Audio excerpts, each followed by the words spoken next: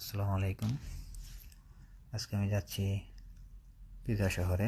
Friends থেকে pizza শহরে ট্রেনে আমাদের 1 ঘন্টা লাগবে যেতে। ট্রেন চলতেছে।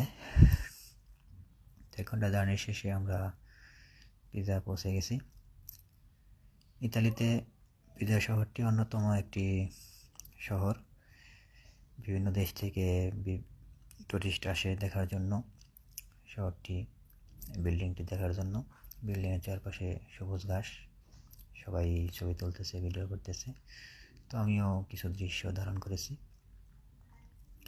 সুন্দর একটি আবহাওয়া, ঘুরে দেখার জন্য এই আবহাওয়াটা একদম সুন্দর একটি আবহাওয়া।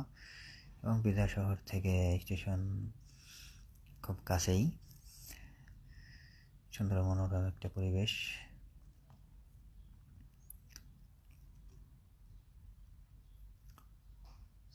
সব মিলিয়ে ভালো একটি দিন কাটালাম। কবুতর হাঁটতেছে।